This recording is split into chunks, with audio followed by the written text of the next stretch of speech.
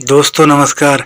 आज मैं आपको सुनाऊंगा एक मज़ेदार और रोमांचक कहानी जिसका नाम है लालच का पिशाच।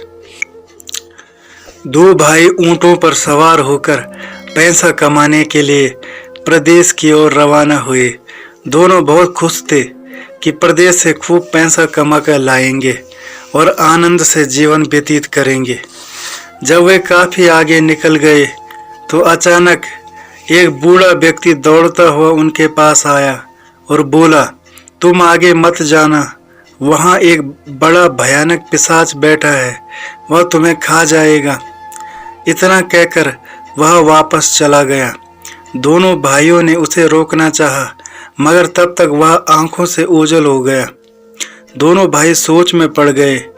अंत में निश्चय किया कि उन्हें आगे बढ़ना चाहिए, क्योंकि एक तो वे दो हैं और ऊपर से जवान भी हैं। वह बेचारा बूढ़ा आदमी था, अतः हो सकता है कि वह डर गया हो। तब दोनों भाई आगे बढ़े। अभी वे कुछ ही दूर गए थे कि उन्हें रास्ते में एक थैली पड़ी दिखाई दी। दोनों भाई अपनी अपनी बंदूक लेकर ऊंटों से उतरे, आसपास का निरीक्षण किया और थैली उठा ली। कुछ क्षण सोचते रहने के बाद उन्होंने थैली को खोला। थैली में सोने की मोहरें थी। मोहरों की चमक के कारण दोनों की प्रसन्नता का ठिकाना नहीं रहा। बड़ा भाई बोला, भैया अब हमें विदेश जाने की जरूरत नहीं है, हमारा काम तो यही बन गया। छोटे ने भी उसकी बात का समर्थन किया। हाँ भैया, आप सही कहते हैं, वह बूढ़ा घूसट हमें आगे बढ़ने से मना कर रहा था। बेवकूफ, अगर हम उसकी बात मान लेते तो आज यह सोना हमारे हाथों से निकल जाता। तुम ठीक कहते हो छोटे, अब तो भूख भी लगने लगी है, जाओ पास के गांव से खाना ले आओ। बड़ा भाई अपने पेट पर हाथ फेर कर बोला, उसके बाद वापस लौटेंगे। बड़े भाई की बात सुनते ही छोटे भाई का माथा ठनका। वह सोचने लगा कि दाल में कुछ काला है। बड़ा अभी मेरे से खाना लाने के लिए क्यों कह रहा है? कहीं मेरे जाने के बाद यह सारा धन लेकर भागना तो नहीं चाहता है। सोचते ही वह बोला, भाई मैं बहुत थक गया हूँ, खाना आप ले आइए। छोटे की बात पर बड़े भाई की तैयारियां चढ़ गई। उसके दिमाग में भी तुरंत यही बात आई कि उसके पीछे उसका छोटा भाई सारा धन उड़ा ले जाना चाहता है। वह सोच में पड़ गया कि क्या करें। यदि वह अभी दोनों में हिस्सों का बंटवारा करता है तो ऐसे में उसके छोटे भाई का विश्वास उस पर से उठ जाएगा। वह बोला, छोटे मैं भी बहुत थक गया हूँ, 2 कदम भी चलना मेरे बस की बात नहीं है। कहकर वह वही जमीन पर बैठ गया। छोटा भाई भी उसके पास बैठ गया। दोनों में से कोई भी जाने को तैयार नहीं था। धन की चमक ने उनकी बुद्धि नष्ट कर दी थी। दोनों के मस्तिष्क में एक दूसरे के प्रति दगा के विचार उत्पन्न हो रहे थे। अन्य कोई भी विचार उनके मस्तिष्क में नहीं आ था।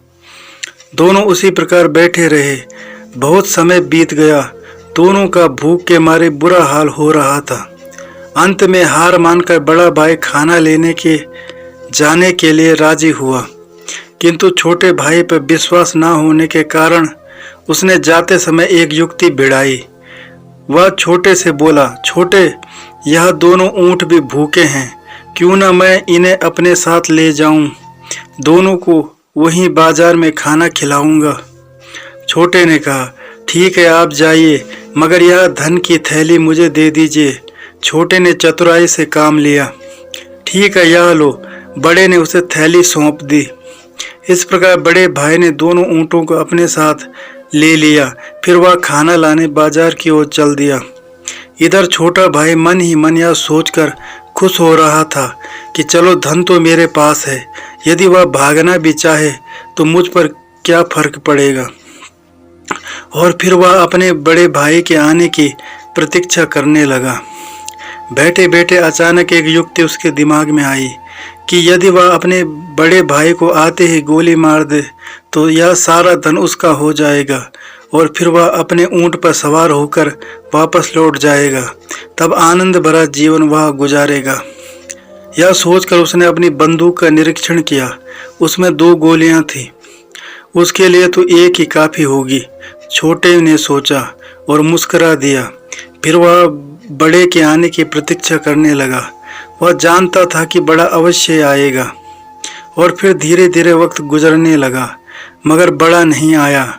छोटा यह देखकर मन ही मन प्रसन्न भी हो रहा था कि चलो अच्छा हुआ वह नहीं आया, वरना खामखा उसे धन आधा आधा बांटना पड़ता। और फिर शाम तक भी वह नहीं आया।